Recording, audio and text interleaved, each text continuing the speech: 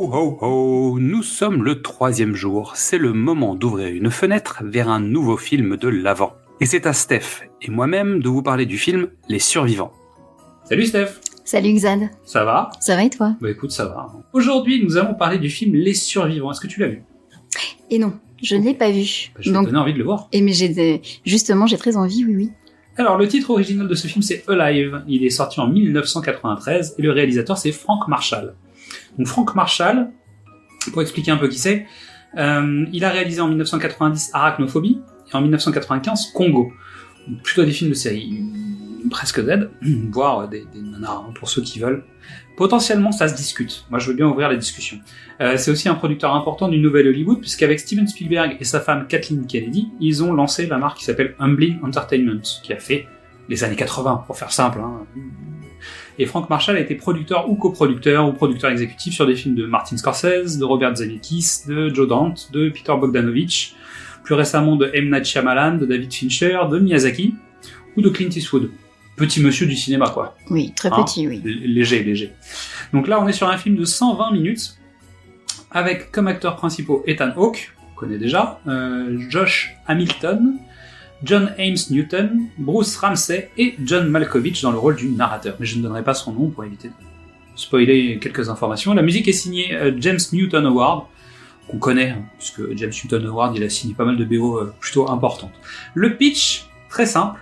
L'avion de l'équipe nationale uruguayenne de rugby s'écrase dans la cordillère des Andes. Seule une vingtaine de passagers en réchappent. Pour survivre dans ces conditions climatiques extrêmes, les rescapés sont contraints de recourir à l'anthropophagie. Voilà, tout simplement. Donc c'est comment ces personnes vont pouvoir survivre ou pas dans ces conditions climatiques extrêmes. Donc, c'est tiré d'une histoire vraie, qui a été bien évidemment romancée, c'est une fiction, etc. Donc tout n'est pas parfaitement juste, mais conceptuellement parlant, on est quand même sur quelque chose d'assez proche de la réalité. Et donc j'ai adoré ce film tout en détestant clairement ce que j'y voyais, parce que c'est surtout un sujet un peu dur, fondamentalement, et c'est comment l'homme va être capable de se dépasser et d'aller plus loin pour survivre. Donc, je le dis, âme sensible, s'abstenir. Autant sur d'autres films dont on a déjà parlé, ça fait peur, machin, mais c'est pas grave. Là, c'est un peu plus concret. Oui, c'est peut-être pour ça que je me suis abstenue de le voir. Possible.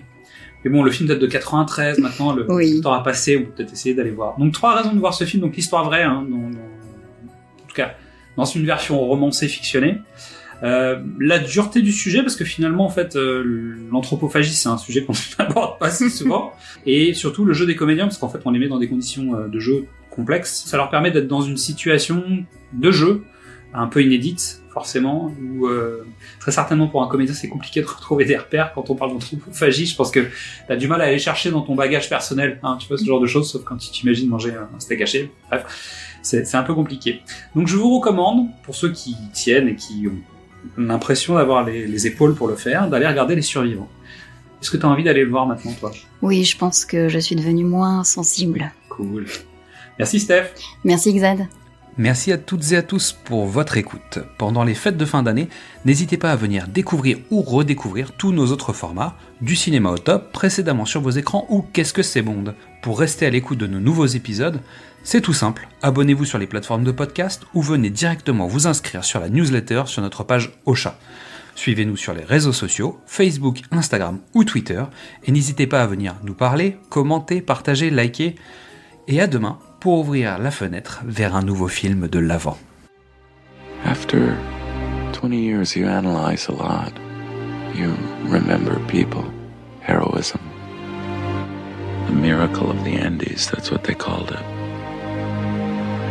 Many people come up to me and say that had they been there, they surely would have died. But it makes no sense, because until you're in a situation like that, you have no idea how you'll behave. To be affronted by solitude without decadence or a single material thing to prostitute it elevates you to a spiritual plane where I felt the presence of God. No, there's the God they taught me about at school. And there is the God that's hidden by what surrounds us in this civilization. That's the God I met on the mountain.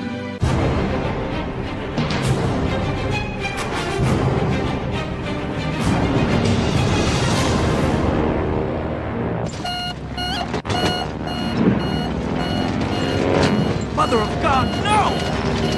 Oh, shit!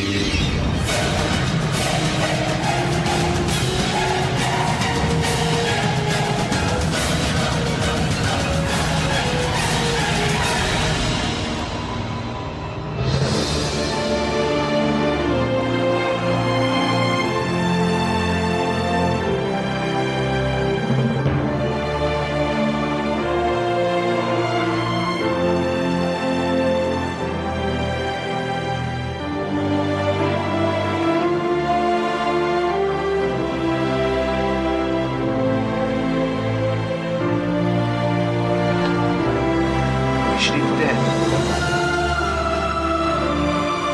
It's what we gotta face.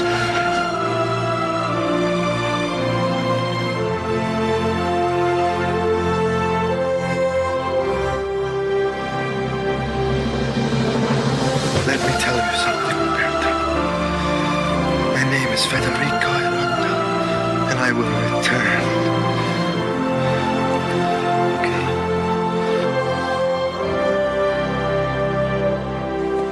You see these? Little shoes. Yeah, little red shoes. Take this one. When these are a pair again, you're gonna be going home. All right?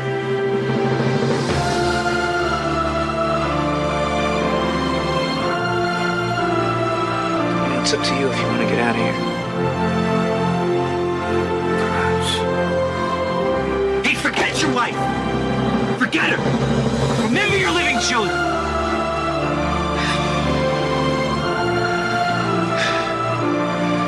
Will you eat?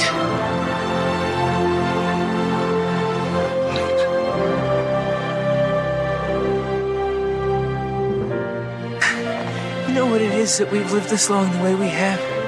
70 days that we climb this mountain. You know what it is?